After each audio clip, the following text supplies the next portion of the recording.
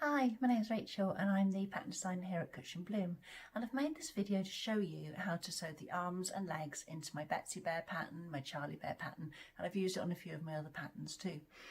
Now the way this works is the tummy pattern piece and the back pattern piece have semicircular holes cut out of them, so when you sew them together down the side seam that creates an oval or round hole.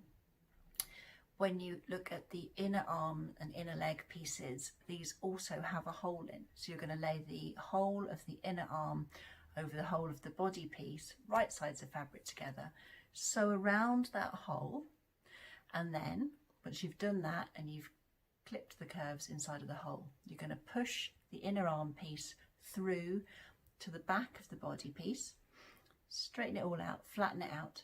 You're going to then right sides of fabric together, lay the outer arm piece onto the inner arm piece, put them together, pin round, sew round, clip the curves. Once you've done this, you push them back through to the right side of the body, and this creates an arm or a leg that looks as if it's jointed but is actually quicker. And once you've worked out how to do this technique and you've tried it a couple of times, it's actually much easier and faster than your traditional jointed bear. I've got a Charlie Bear pattern, Charlie Bear here, that's actually made from my daughter's school uniform, and you can see how here's the front of the bear's body and here's the back of the bear's body, and the arm looks as if it's standing away from the body here, and the same for the leg. And then when I turn it around, you can see here it's standing proud of it like this. This isn't because it's jointed, this is because of the way it's sewn in. And I've also got a Betsy Bear demo bear here, and again you can see the same thing. So it looks as if it's jointed, but it isn't. And when you make your bear, you're going to sew all of the elements together.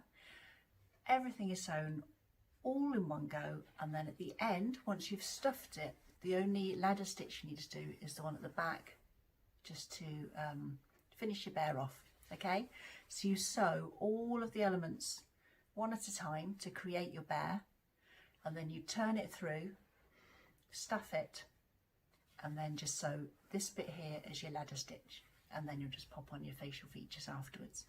But it is actually quite a nice, quick, easy way to make a bear, but without jointing it, without the difficulty of attaching joints, whether that was button joints or cotter joints. Okay, and I just put this video together. I really hope it helps, and thanks for watching. Okay, so I've got each of my pattern pieces here. So these are the printouts, and then I have cut them out in a thin cardboard. So this is actually the back of a some doll packaging, and this is a pizza box, which is an absolutely ideal card because it's thin. You need it to be thin enough so you can cut it out. And then with the pattern pieces, so if you cut them out and then stick them onto cardboard, and then with the leg piece then cut out this hole here, and with the arm cut out this hole here. So it's really important then that when you are cutting out your fabric, that for the inner arms you will be putting the hole in them, and for the outer arms you won't be putting the hole. So here are my outer leg pieces and my inner leg pieces. Now this is a keepsake bear, so that's why there's a little bit of pattern by here. This is the clothing that my customer wanted her bear to be made from. So as you can see, the inner legs have the holes cut in and the outer legs don't. And then I will just show you next the body and what it looks like with the holes in the where the tummy and the back pieces join. Okay, so I have sewed my back and tummy pieces together of my bear, and those indentations on the side of the body have become these holes. So when you sewed the front and back pieces of the body together, you sewed a small seam here, one here, and then one that went round to the other leg hole, one here and one here. So it's left these holes, and it's into these holes that you are going to fit your bear's arms and legs. So these are my inner arm. This is one of my inner arms and one of my inner legs. The inner ones are the ones with the holes in. And I am going to flip these over so that the right side of the inner arm is laying on the right side of my bear's body, and I am going to pin all the way around this hole, and then I'm going to sew all the way around here with a 5mm seam allowance. And if I just move this up a bit, oops, and out the way, I'm going to do the same with the leg. So flip it over so that the right side of the leg fabric is sitting against the right side of the tummy, and so that the holes line up. These aren't lined up perfectly at the moment, but they will be in a moment. So you can again pin all the way around here and stitch all the way around that hole with a 5mm seam allowance. Make sure that your line of stitching around this hole joins up. If you get a gap, it's going to cause you problems when you stuff your bear. And don't get muddled about which way round your bear's legs go.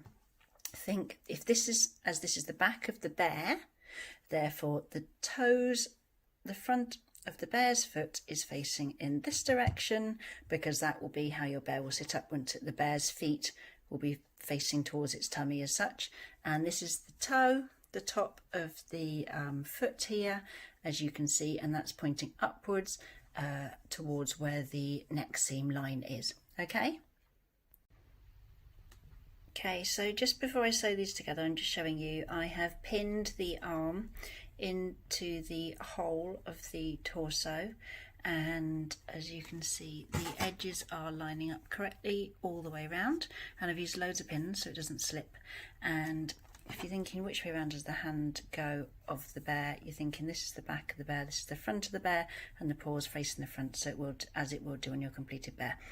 The same for the leg then. So the right side of the fabric is sitting against the right side of the bear. So the body's right side is sitting about against the leg's right side, and then I've pinned all the way around the hole here, and the toes are facing upwards. The foot is facing towards the front of the bear, and the toes are facing upwards towards the neck seam.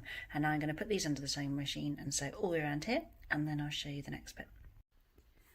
So this here is the arm, and as you can see I've sewn all the way around here. My seam is 5mm away from the edge of the hole, and if I show you on the leg, after I've then sewn that line of stitches, I have then snipped all the way around at approximately 5mm intervals from the outer edge of the fabric just before this line of stitches.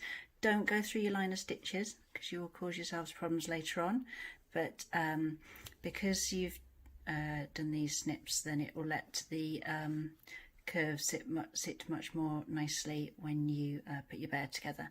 So next, now this is quite impossible to show one-handed whilst also holding a video camera, I'm basically going to stuff my leg pieces through the hole, and I'm going to stuff my arm piece through the hole. So I'm going to go up and through here and pull it through to the other side. Now I will of course snip round here first, as I have with the leg. So all in, what you're going to do for your next step is once you've sewn this line, then snip all the way around at approximately 5mm intervals, and then push the leg, this inner leg piece of fabric, through this hole so it's come out the other side, and you're going to do the same for the arm. Stitch all the way around, snip all the way around, and push the arm, this piece here, through the hole. Okay, right, so I have pulled the arm, the inner arm fabric, through the hole, so it was up against this side of the bear. I've stuffed it through this hole, pulled it out the other side, and straightened it all out like so. This is the keepsake bear, which is where there's a bit of jumper sewn along the edge of the fabric. That's just something that the owner of this particular baby's clothes wanted to keep.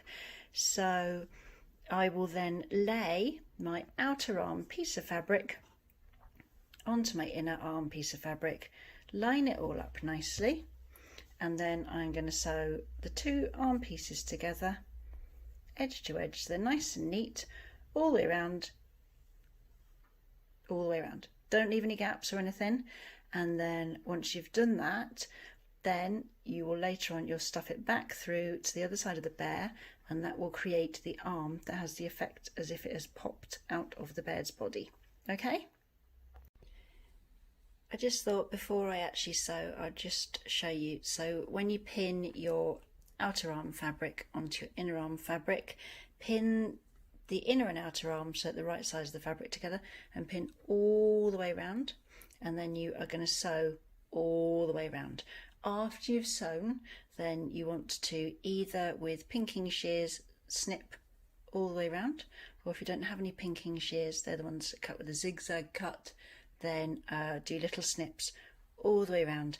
Because this is very curved, if you don't do that step with the pinking shears or with the little snips, then your arm is not going to have a nice smooth curve. It's going to have a bit of a jagged outline. Okay, so I have sewn all the way around the outside edge of the arm, and then I have cut all the way around it with my pinking shears. And now if I turn the bear over, so what I'm going to do next is I'm going to push the fabric of the arm through the hole so it's on the right side of the bear's body. Here we go, so it is now in position. So as you can see, the arm is now in the correct place on the bear. It's attached here all the way around, and it has been pushed through the hole, and then I've just pushed my stuffing tool all the way around the edges to make it nice and smooth. And then I'm going to do the same now with the other limbs, and then once I've sewn my head and attached it, I will then stuff everything. When I come to stuff this bear, I'm going to make sure there's definitely plenty of stuffing up and around here, because otherwise this area will end up looking a little bit wrinkly and a little bit squished down. So to get a good appearance on your finished bear, make sure there's definitely plenty of stuffing up around here. Okay, and I really hope this video helped. Thank you.